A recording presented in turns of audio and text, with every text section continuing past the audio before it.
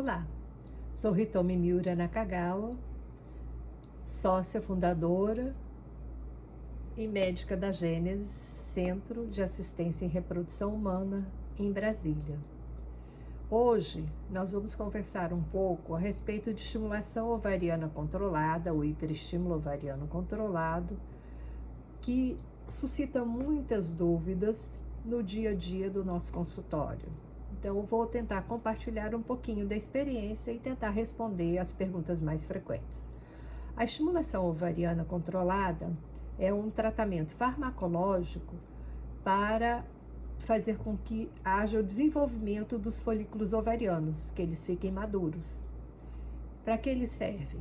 Eles servem nos casos de programação de coito, ou coito programado, ou namoro programado, para inseminação intrauterina, que seriam os casos com indicação de estimulação com menos medicamentos e de forma mais leve, porque nós queremos menos folículos maduros e, com isso, evitar gestação múltipla.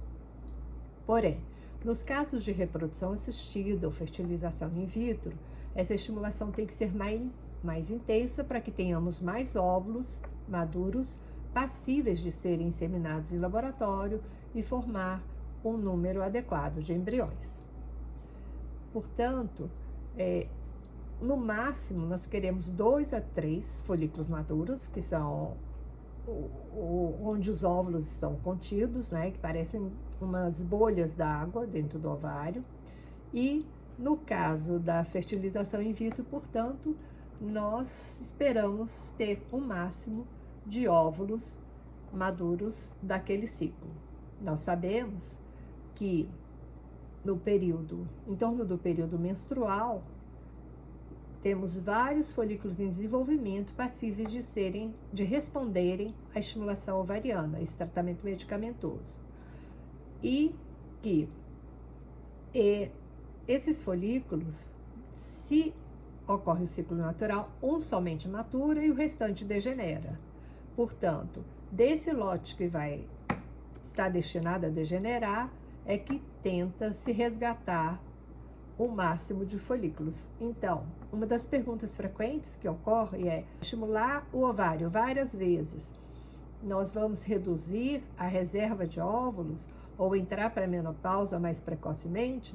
Na realidade, com ou sem menstruação acontecendo durante a gravidez, usando pílula anticoncepcional, esse lote que estaria destinado a se perder ou a se degenerar naquele ciclo, ele não é reconstruído, ele não pode ser guardado e por isso as mulheres entram para a menopausa. Como se faz o controle de um ciclo de estimulação ovariana?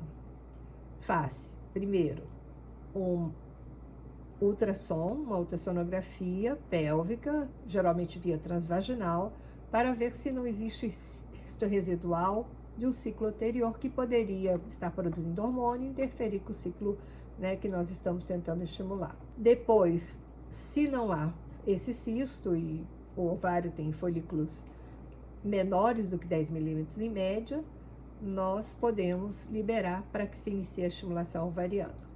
Dependendo do tipo de procedimento, do tipo de medicamento que essa paciente usa, ela volta em torno do 5º dia ou 6º dia após medicação, 7º dia após a última dose de medicação, ou até variáveis no período peri-ovulatório, nos casos, né, de técnicas que exijam menos quantidade de medicamentos e menos controle, como é o caso do coito programado e da inseminação artificial. Por quanto tempo se utiliza a medicação? Pode ser, nos casos de via oral, em torno de 5 dias, né? Ou até, em média, 8, 12 dias de efeito da medicação, porque atualmente nós temos medicamentos de depósito, né? Que exigem menos injeções durante o tratamento, mas em média o tempo de controle seria em termos de 8 a 12 dias. Uma das preocupações, então, que existe, que nós conversamos e que é importante falar, quando se faz estimulações, né, necessárias, às vezes repetidas, não há redução da reserva de óvulos da mulher de forma significativa ou antecipação da menopausa de forma significativa. Algumas mulheres, e hoje tem se postergado muito a gestação, e isso a gente tem alertado para que se tenha atenção em relação a isso, porque à medida que a faixa etária da mulher avança, portanto, nós vamos ter uma redução dos óvulos. E não é raro chegarem mulheres com poucos folículos para serem estimulados. E uma das perguntas que nos fazem frequentemente é: eu tenho poucos óvulos, quando eu faço a estimulação ovariana, melhora a produção? Isso não é verdadeiro, não é possível criar óvulos. O que uma estimulação ovariana faz é maturar os óvulos daquele ciclo. Outra pergunta: estimulação ovariana engorda? Nós sabemos o quanto um ciclo, não é, que se controla o horário, as datas que a pessoa tem que vir à clínica para fazer seus exames, né, a ansiedade que isso gera em relação à própria resposta do ciclo, as etapas, né, que são várias e que têm que ser obedecidas. Às vezes isso gera uma ansiedade tão grande e que pode afetar a compulsão por preferências alimentares, e esse processo é que pode gerar o aumento de peso. Incha sim, o ovário aumenta, então às vezes a região pélvica, abdominal, às vezes ela pode ficar mais inchada, porque nós estamos provocando, por exemplo, no caso de estimulação para a fertilização in vitro, é desejável que os ovários cresçam, porque os folículos dentro deles estão maturando e eles crescem e reflete-se, né, na sensibilidade e também no volume abdominal. Então isso é desejável e é um dos efeitos, um dos eventos adversos que pode acontecer com o uso da medicação hormonal que estimula a ovulação. Algumas pacientes vêm com o uso de outras medicações, né, para questões de saúde, outras, e que devem ser relatadas ao médico que está acompanhando o assistente da clínica de reprodução assistida para ver que tipo de interação medicamentosa pode estar tendo. Eventualmente, pode-se necessitar utilizar medicamentos de preparo, de sensibilização, em termos de melhorar a resposta do ciclo subsequente. Mas isso também tem que ser discutido de forma personalizada, caso a caso. Uma outra pergunta frequente: atividade sexual e atividade física está liberada? Nos casos em que há evolução de poucos folículos, né, como é na inseminação e no coito programado, que as estimulações são mais leves, a atividade física pode estar liberada.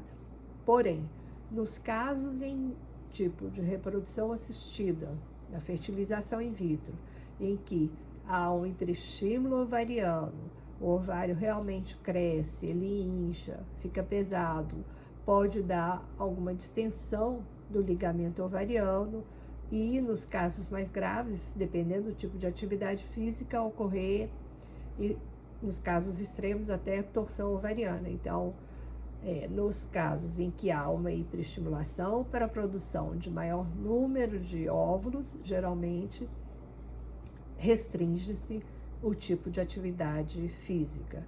E a sexual, dependendo do tipo de procedimento, não é?